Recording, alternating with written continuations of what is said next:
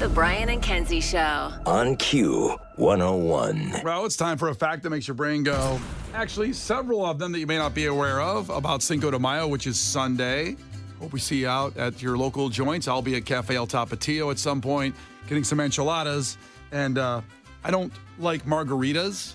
Not a margarita guy. What? I know. I wish I was because everybody else is. But I'll be drinking some Modelo. I'll be having some beers. I love margaritas. Yeah. I love it. Actually, Cointreau's doing something kind of cool.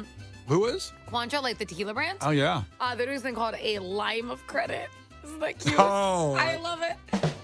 And they're helping people get like $20. They're going in $20 for you to like buy margaritas. And how do you get the $20? So if you had to go to like Cointreau, like Cointreau.com or whatever. Oh, go to the like, website. You go to the website. You can sign up for the lime of credit. It's really cute. It's very funny. That's fine.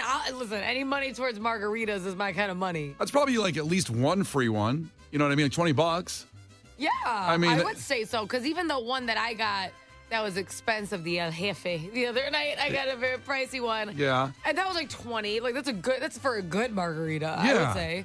And they're like a meal, kind of, in a way. A margarita can take some time to down. Like, I'm drinking Modelo's, like, I'm done. You're tossing. I'm getting like 3 done by the time you're done with that because Megan drinks one, because you sip it and you enjoy it. It tastes good. Have you ever had tahini, Brian? Tahini, yes. So I've had it as a seasoning, right?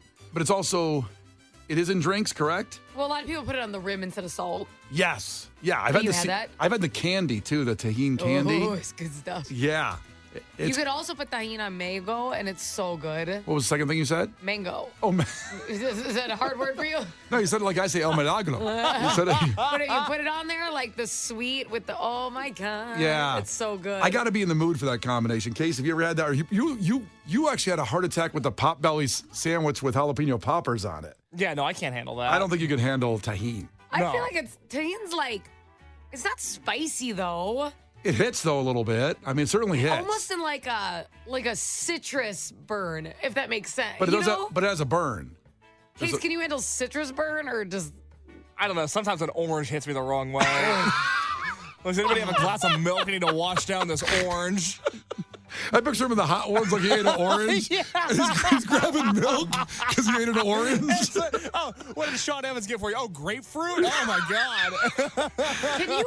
Do you even salt and pepper your food? It depends what it is. Oh, God. Yeah, sometimes the pepper I is will just... never eat in Case's home. Ever. ever. And now, white food. No, Bland thank you. as hell. Like shake and bake chicken, probably. Mashed Yeah. potatoes. But, like, not seasoned mashed potatoes. Like, Yeah. you actually just mashed a potato. Right. No, yeah, it's the literal definition. Ugh. Okay, so here's some facts about Cinco de Mayo you may not be aware of. For example, Cinco de Mayo, let's make this clear because we say it every year, is not Mexican Independence Day. And I knew that. I thought that's what it was at one point, so I'm not like hating on anybody. I thought that's what it was. It's not. 60% of Americans don't know that. So out in Chicago here, now we have a large Mexican population, and just because of that, I think people know more here than they would other cities, depending on where you live. That's you know, fair. You know what I mean? Like Right. So Cinco de Mayo celebrates the victory over France. Like where Sum 41's playing. If you text HERO, you get to France, text that to 95819, you might get there for a show. How about that? How about that? So that's what it celebrates. It was the French at the Battle of Puebla in 1862. There you go. Yeah. And they won. Anyways, we drink a lot. Well, that's the funny part is because back in the 80s, it was Budweiser and Miller and Coors that pushed to spin Cinco de Mayo as, quote, Mexican St. Patrick's Day. OMG. You gotta be kidding me. I tried to find some commercial that would have been like really aged poorly. You were like, I'll work on it. I haven't found one it's yet. like a leprechaun in a sombrero. It's like, this is inappropriate. How did this make it through marketing? That's how I picture it. But that was the big push that made Cinco de Mayo what it was because it's not a big deal in Mexico. No. It's not at all. And, Americans like to celebrate because it's just one more. Like you said, you got St. Patty's Day in the middle of March. We can drink our ass off in May. And then by the America is like, how do we market this? I mean, that's how we operate. So. Yeah, well, and Budweiser Miller made millions and billions off that for the last 40 years promoting it as that. It wasn't, even like pre-80s, it was not promoted as that. No. And somebody in a marketing meeting went like, hey, you know what? We put a sombrero on a leprechaun and we're going to make millions. That's what. offend some also, but they're like, that's a risk we're willing to take. Yeah, the company made millions. They're happy. That guy at the counter went, no one will remember. There's no social media to cancel Yeah, us. they're like, recycle those letters. Who cares? Is that a pirate who's on the marketing team? Nah, just some guy. Arg. Look, guys, it's always some guy in a meeting that gets really excited about an idea You that he sound wants like to the push. parrot from Aladdin. I don't have that reference point at my. I can look that up too later on with Wait, my you know, YouTube it's premium. that one guy. Oh, I know what you're talking about, but I can't get What's the his audio. name? Oh, jeez. Oh, you don't know his name? The parrot has a name? No, the actor has a name. Oh. Gilbert Gottfried. What's his name? Gilbert Gottfried. Oh, Gilbert. Right. Gilbert Right. Godfrey. Rest in right? peace. Yeah, he died last you know year. what Sadly. that voice? Yeah. Yeah. Because he was the Affleck duck guy. Oh, was he? Yeah. Or he was for a while. He was. A lot of birds in his life, huh? Yes, exactly. He's a bird guy. Hey, you find your lane, you stay with it, make millions. Let's see, what else about Cinco de Mayo? Well, there's deals. There's deals out there, not just that again, we're in Chicago. Wow. Way to go, Brian. I mean, we're in Chicago. There's going to be some specials. Like Chipotle has a special. What is it? They're offering $0 delivery fee on orders of $10 or more and below 200. Because I guess they don't want to carry that much. They don't want $200 So don't worth get of to stuff. it. They don't want large order. Yeah, so you just use the promo code Sync, I should say, 024, or Cinco24. I thought it was a 0 in there. Damn it. So it's CINCO24 at checkout, and that's going on there. So anyway, Hooters has a special, by the way. Really? Why? Because, of course, when you think of Cinco de Mayo, you think of Hooters, duh. Okay. Offering $5 Dos Equis Big Daddy beers, which I imagine is a 24-ouncer maybe. Legendary Ritas or Patron shots at all participating Hooters of America. There's one right in Rosemont you can go to. Case we go by there, Case always wants to stop in. Case has never been to a Hooters. I've never been inside of a Hooters. I've only had Hooters to go. I only had Wing House, which is Hooters direct competition in the South. Wing House? Yeah, it's the same thing. Huh. What Boy are the- shorts, tank tops. Yeah, what do the wings. uniforms look like? Is it the same colors? No, red and black. Oh, interesting. What kind of orange is direct competition, if you will? It's funny to think the color had a direct competition. Yeah. Absolutely. It's very eye-catching, like the orange. Yeah. Yeah. Was it black tank top, red shorts, or red tank top, black Red shorts? tank top, black shorts. Wow, really? Okay. Yeah, so that's what we're going. Same thing. And that establishment was called Wing House? Wing House. Good to know. Good Southern thing. Very close to the Buccaneer Stadium. Wing House directly adjacent. Similar colors. Yeah. Yeah, so you can go there. You just sent Case on a wormhole on his Instagram that his girlfriend's going to find later of the Wing House girls on his, when she opens up his phone later on. I just heard it was a good restaurant. And it was Oh, really... did you get to dinner? Brian and Kenzie in the morning. And Chicago's alternative all day. Q101. Brian and Kenzie on Q101. And sadly, it's time to pour one out for another Chicago icon out there. And this is not a long-standing thing, and maybe you didn't participate, but the spirit of this is so Chicago, no matter where you live. If you live in Naperville or Schaumburg or Chicago Heights or Gurnee, whatever, you should still appreciate this for what it's uniquely Chicago. It was created by Chicagoans, and the city is shutting it down, or in the way they're shutting it down by making it impossible to run with the money they want. So it is the Friday Morning Swim Club. Now, may not know what this is, but I'm sure you saw videos on WGN TV in the morning. This happened last summer. Every time in the morning, they did it on Friday mornings, and it was at Montrose Beach.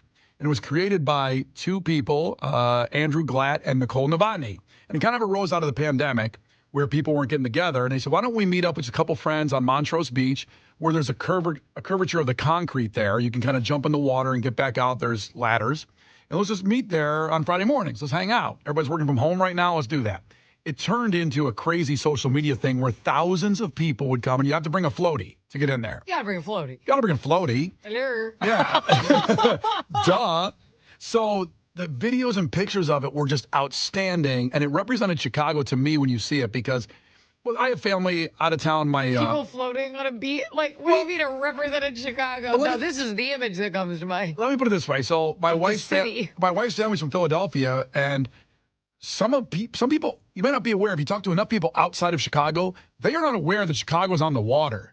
When they go, I can't wait to go to the beach. And what are you talking about? What beach in Chicago? It was Lake Michigan. Yeah, but that's just a little lake. No, It's like the ocean. It's amazing, and our beaches are some of the best. Like the ocean. It is, and some of the best beaches in the country, without fact. Oak Street Beach just got nominated to be top 25 beach, even over some in Hawaii. So, the city now not happy with this. Last year it came about where they were like scared someone's going to get hurt, but that's also a true factor with thousands of people jumping in the water with floaties, but they always did it on good days. They didn't do it on days when the waves or the weather was really bad, where the waves can get really tragic over there. You got to be careful on the lake. They weren't diving with gale force winds afoot? No, they were not doing that. They were very... I don't know why not. They had floaties. That's true. Thank you. It'd be like the biggest wave pool ever in a way. That's what I'm saying. Yeah, but you can't do that because Lake Michigan's very dangerous when that happens. So the city said no more. They tried to make it work last year. They sent out some police actually last year when they were doing one of the last ones to say, hey, you'll get... popping floaties? Beating them with the nightsticks, the floaties? Not up in here. Those are real popular at Walmart. You can buy those. So eventually now they said, okay, let's work with the city and try to make this happen, the two people that run the Friday Morning Swim Club. Well, now the city said, you can do it if you secure permits for $108,000. So exactly. So they just want to make money off of it. They're mad that this big of a thing's happening for free. That's what they're mad about. Yeah, first they said, Two people are having fun without spending money. Yeah. They said it was a safety issue until a $108,000 paycheck came up. Oh, yeah, you can get your permits there. Now, they did say... Well, obviously, the second you pay the money, it's safe. It ensures safety. Well, they also then said, but you got to also hire lifeguards, rent portable toilets for all the people, add security for another $268,000. What happens if you do just randomly show up and there's that many people there? Like, that's not illegal. Well, the organizers canceled it because they don't want the people that started doing this to actually start getting citations and get arrested. They said, we're just going to pull it because we don't want our friends and people that this turned into this joyous thing to turn into a fight with the police and with the city of Chicago. We don't want it to turn into that because there's already behind the scenes it became that. All the problems in Chicago. Yeah. And they're like, these happy people with the floaties, we got to address this first. Happy people with floaties is a great way to describe what this is. Yeah. We got to send in all of our forces, pull them out. That's right. Pull them out of all the other projects we got going on. You know those tanks? And like drug issues. Yeah. And let's send them down to the happy floaties. Those tanks they have to knock down, like, go into a house, they probably would send those. I don't think they said have tanks to knock down our houses. They do. They do. They have those tanks. They have house tanks? They do. I feel like they don't. You ever seen the beginning of Straight Outta Compton? When Eazy-E is... Yeah, but, okay. We have those, too. Not just L.A. We have those tanks with a battering ram on them. Okay. Yeah. I'm a little surprised we do. Yeah, well, got to get in that house somehow. This no-knock war is not going to serve Case, itself. I don't think you heard us. There's a bunch of happy people with floaties. Yeah, this Of course we need that tank. And Case would Did be you hear what I said? Yeah, Case would be the one driving that tank, clearly. I would not be the one driving the tank. I've said this to Brian and Kenzie a number of times. Off the air over the last year. I just don't get this one. And I'm not saying these people can't have fun. More power to them for coming together as a collective and jumping in the water. I have never, and now because it's over, will never understand the mass appeal that this event had. He's also watering this down a little bit. Yeah, how about you say... Say what you said off the air and go... Say it with your chest like you did off the air. Get it out there. Are you running for mayor after this? Because say what you said, Case. What did I say? He doesn't want to say it like he says it off the air, where he said... Don't these losers have jobs? Is what he said. How are all these people not working every Friday morning? Just floating around. Nobody wants to work anymore. So shut up, Case. No, that's the exact quote. That's the transcript. Don't these losers have jobs, is what you said. That's the quote. Never once did you say, more power to them. I just personally don't want to float. Never said that. Never came out of your mind. Never said that. I think you said you hope a tidal wave comes. It takes out all the people who don't want to work anymore. Also part of the transcript. Yeah. Of Case off the air on this. I don't know what you're talking about. Oh, my God. You wanted to drop a bomb on the beach for a year. And the funniest thing is Case is the youngest guy in the show at 25 years old, but he became a boomer when this thing happened. I don't know. It's 9 a.m. on Friday morning. Don't we have some calls to make? Is there not an email to answer? Why are we in the water right now? It was so funny to hear Case take the boomer take on this one. It was such a boomer take. This was one of the As most- if everybody's got to work at the same time. Like, they could be coming off their overnight nursing shift. Oh, I'm sure. Saving I'm lives. sure. And they want a refreshing dip in the water after all that. Every nurse wants to go home and then swim in Lake Michigan. That's Why exactly not? what they want to do. Why not? Why don't they want to do that? Know? I talk to nurses. I know. Oh, you shouldn't be talking to nurses. You have a girlfriend. Yeah, you don't talk to nurses. There can be Pervert. male nurses. So here's the thing. You could cheat with a male, too. Fair enough. There you go. This was one of the most joyous expressions of Chicago and showing it on the lakefront of what we have to the world, because this went worldwide, went viral, and now it's shut down because the city wants $368,000. And Case is on the side of the city. Oh, where's Case the is tank like- at? No, Give me the Case- tank. Case Bring of in the opinion, tank! if any of them had a job, they could pay for it. That's Case of right. opinion, Oh, God. pay for the permits. I don't know how you guys feel about something like this. Maybe you have an opinion as well. Maybe you side with Case on this, or maybe you side with me and Kenzie on this. It was a joyous, glorious thing showing off Chicago, and it's canceled by the city because they really, a shakedown. That's why it got canceled. Absolutely. It was a total shakedown. They could have sent a couple lifeguards out there to oversee things. Instead, it became, it's not safe until you give me $368,000. Well, it makes it safe. Yeah, it makes it way safe. Totally safe. Brian and Kenzie in the morning. And Chicago's alternative all day. Q101. Brian and Kenzie in the morning. And Chicago's alternative all day. Q101. It's Brian and Kenzie on Q101. So we're just talking about the story of the Friday Morning Swim Club essentially getting canceled by the city. The people that put it on, this was people that go swim at Montrose Beach on Friday mornings in the summer. It started off with a couple friends doing it. Now thousands of people go down there with floaties. It's a beautiful sight for Chicago and people just having fun on a Friday morning before they go to work. They actually do work. Now, Or coming off of work at night. either one. But not Case's opinion. Or some people shift work and they just don't work Friday morning. They don't work Friday. If you're a cop or a fireman or an ambulance driver, and a lot of times you work 24 on, 24 off, you could go swim in the lake. It sounds like nobody wants to work anymore. Well, that's what Chris says. Chris says, Case, quoting you, nobody wants to work anymore. It's such a capitalist, brainwashed BS from Case. Who wants to work? What loser wants to kill themselves, making the rich richer instead of actually, living life? Amen. That's what Chris said. Amen, Chris. I say that all the time.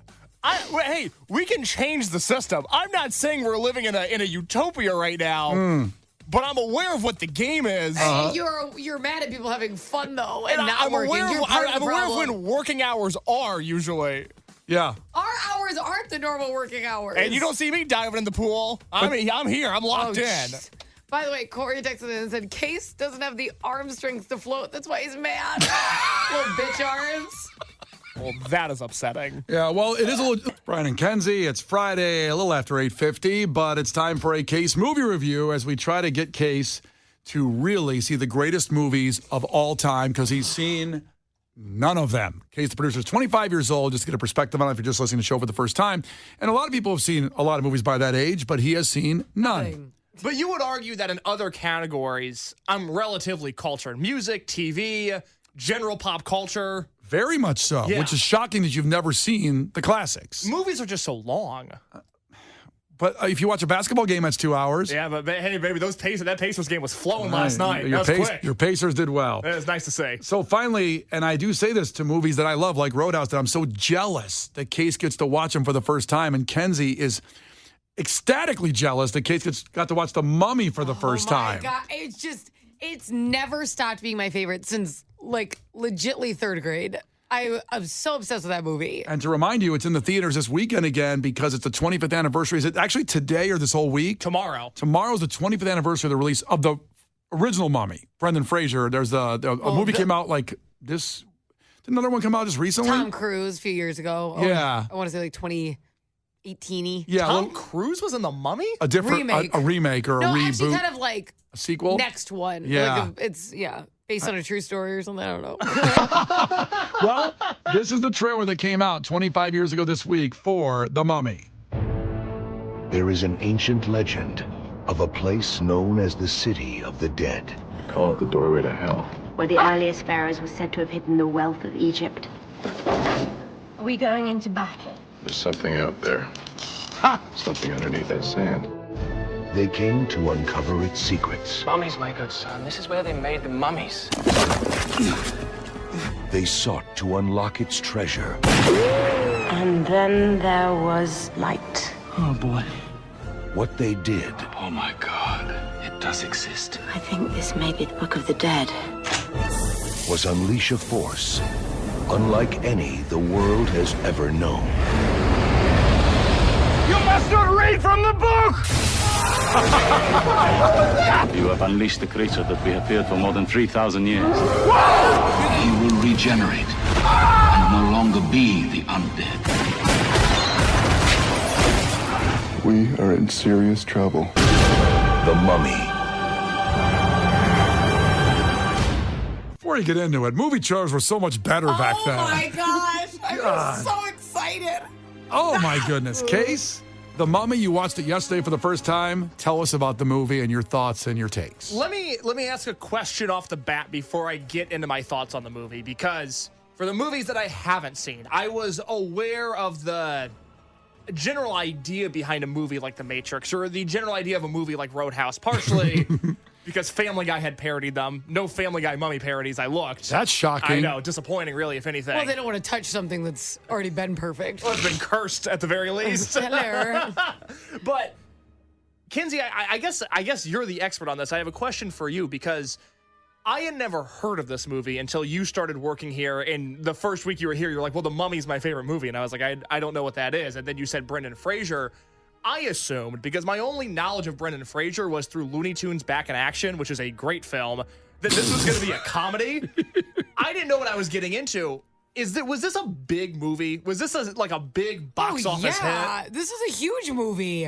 I would argue that this kind of made Brendan Fraser as like in a sex symbol way, because people like lusted for him after this movie. Yes. Do you lust after him, or in did you? this movie? Yeah. Yeah. I wasn't a huge fan of him as George of the Jungle. I didn't find that sexy, but I was fine with this. Yeah. My take of Brendan Fraser is Airheads, one of the greatest movies of all time. I don't know Airheads. So that's another. Well, that's down the list. It certainly didn't gross $416 million like this movie did. It was an $80 million budget back there in 1999 for this Mummy, for this version of this Brendan Fraser movie. This is a movie that makes you wonder, who am I into, men or women? Because both are crushing it in this movie, where I'm like, well, I don't know. I would say overall, and I guess as I dive into my thoughts on The Mummy here, a phenomenal job from everybody in this movie. Well, you had, to Kenzie's point, if you're deciding if you like men or women, you had Rachel Weisz and Brendan Fraser. So, I mean, pick them. No, I'd change teams. Who's Rachel Weisz? What else did she do? Is she somebody that I should know? She, ironically, if you want to go to that Keanu Reeves world of movies, she was in a movie filmed in Chicago about a similar kind of government plot thing of a weird take there. But I'm trying to think of other big movies she was in, and I really can't think of any. She was pretty, and more importantly, she was talented. I thought she was great in this movie. I guess she was in Black Widow. I just looked up other movies she's been in. Yeah. Now, there's more than one Mummy, so obviously she was like in the sequel. I don't think she was in the third, though, which made it crappy. The movie I'm thinking of is Chain Reaction. It was filmed on the south side of Chicago. Gotcha. Chain Reaction was a pretty good movie. Okay, so I'm going to try to break down the synopsis of this movie. Now, granted, the story was a little bit more complicated than, say, the 40-Year-Old Virgin. So, Kenzie, tell me if I get some of the details wrong here, because I want to make sure I do this movie justice. Okay. You have three main characters here. You have Brendan Fraser, you have a goofy brother, and you have his sister. And they all are motivated, am I correct in saying, to find a mummy? No. No. We're only a minute in, and he doesn't understand the plot. No, they are trying to find the lost city of Emanopta because they found the map, okay? Okay, so I remember the map. Now, the goofy brother and the hot sister, and then Brandon Fraser, they hire Brandon Fraser because he's been there. Yeah. But they are like historians, and their parents were historians. So they are like, we want to find this city. They're rich nerds, basically. Yes. And they're fascinated by the city. They're actually not like treasure hunters, right? And then the other group is treasure hunters. That's the only reason they're going. And I liked that group. They had some really funny characters. There was the guy, Benny, who just loses at every single turn. He gets stuck in the city at the end of the movie. He gets like thrown off a boat at one point. That's the funniest character in the movie. That guy's awesome. He's a little whiny, but yes, whiny Benny. So very funny. So they're both going for the city for two different reasons. One's like a historian, one's are like treasure hunters, right? Both wake up a curse, arguably. So that's the issue. But I'm disappointed that you had to ask that 60 seconds into your review. Well, the movie's called The Mummy, not The City.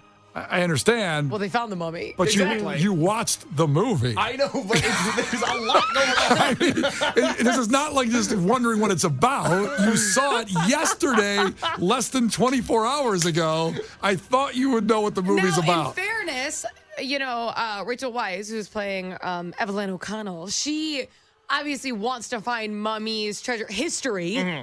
She was not trying to find the curse. Nobody wanted the mummy to wake up. No one was interested in that. It would have been great if he just kept sleeping for another thousands of years. Everyone's goal was to find city, find treasure, find history. No one was hoping the mummy would wake up. I enjoyed, once they got to the city, I enjoyed how devious... I enjoyed how devious all of the different booby traps that the ancient Egyptians had set in order to not wake the mummy. The salt acid, when they first get there and then those guys burn alive. Yes. One of the gnarliest things I've ever seen. Grave diggers. Not good. And then, of course, and you talked about it earlier, this was my big takeaway from the movie, was that the beetles that crawl into people's skin and up their brains. No. I'm not a scary movie person. I don't get off on being spooked at all. Not something I particularly enjoy. That's like a top 5 scariest thing I've ever seen. I now live in fear of beetles doing that. Can you imagine, like right now, when a guy sees a bug and gets scared, I'm like, man up. Could you imagine seeing a bug then? Like, you don't even like spiders. I was like, oh no, a bug's here. My whole family is going down. And this was also a very pivotal movie with that time of 99 when movies really up their game with animation and AI or whatever that you want to call it, whatever they used. CGI. I'm glad you said that because although some of the special effects don't age great 25 years later just because technology has advanced, there's a real charm to this movie that I would recommend even if you have seen it before going back and watching it. Because this movie feels really big. It feels like it's the type of thing that should be watched in a theater, that should be watched in a loud volume, that should be watched in a communal space. Now, you can try to replicate that at home, but I just don't feel like we have a lot of movies that come out anymore, on the rare instance that I do watch a modern movie, that feels quite like this. From the moment on, it went 2 hours, and normally that is too long for me. Sure. This went 2 hours. I was sucked in the entire time. And I will say, the mummy stands up CGI-wise. You don't watch it and go, yikes. No, yeah, it actually looks pretty good for 25 years old. I prefer, like he said, the old CGI. Today's CGI is just, it's too much. It's too, just give me that Scares stuff. you? No, and actually, to be honest, to be honest, it's more fake because it just seems so good that it's like, But when you see those spiders and the beetles and stuff like that, it's kind of, it's creepier for some reason in the older technology. It's I don't know how to describe it if I'm doing it well, but that's what I think. The new stuff, you can just do anything now. Too clean, too crisp. Yeah, you don't even have to have actors or anything. Just make the damn movie on my computer. But back then, they had to still have acting a story with the CGI. Yeah, but great. the movie itself doesn't look like crazy fake or something at That's all. what I mean. That's what I mean. It's good. Yeah. No, I mean, throughout the movie, again, you've got this salt acid that falls down. It's raining fire from the city at one point. All of these curses that happen are, one, super engaging, but two, they look good. It's a scary movie. Yeah. I was gripped by the end of it. I couldn't believe what was happening. And so once they find the city, they find the mummy, the city's cursed. Spoilers. Yada, yada, yada. The escape from the city is another really thrilling way to end this movie because I don't know at this point if Brandon Fraser's going to make it. I don't know if the hot sister's going to make it. I don't know if the bad guys are really going to make it. concerned about that. Well, she was number 1 on the list. I want to make sure she was safe. Let's get her out. Yeah, please. We want her to live a long life. I'd like to see a sequel with You her. wanted Brendan Fraser to have like a Titanic moment where he sinks in the water and goes away as long as she lives on the door that's floating. Well, funny you say that because I have a fear of getting stuck in like a garage door because you know how this is a real fear.